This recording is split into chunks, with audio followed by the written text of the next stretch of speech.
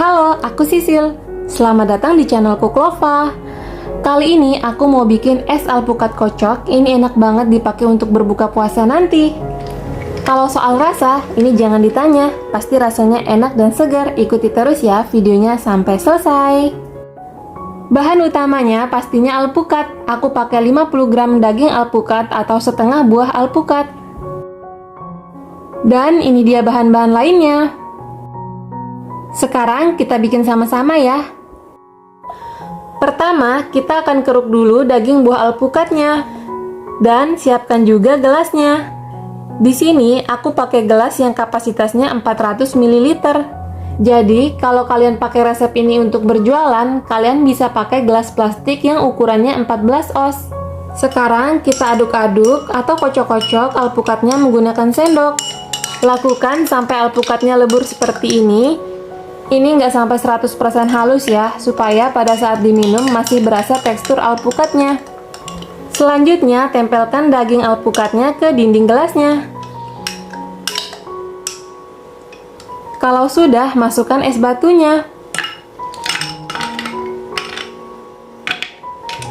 Tuangkan susu cairnya.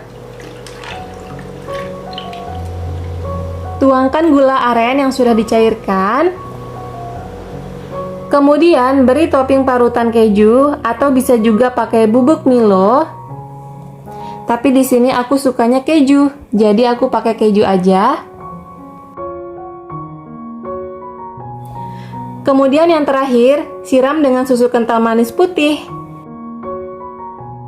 Kemudian jangan lupa sedotannya, karena ini tuh enak banget diminum pakai sedotan.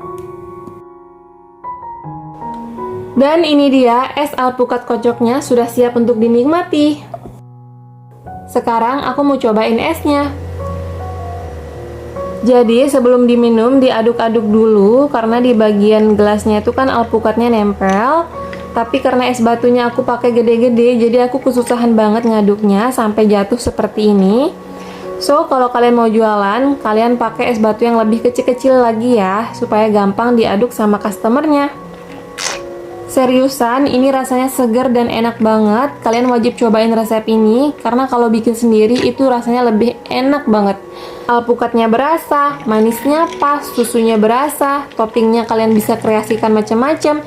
Ini cocok banget untuk berbuka puasa nanti, bisa bikinin anak sama suami, atau bisa juga kalian jadikan ide jualan di bulan puasa nanti. Selamat mencoba ya teman-teman.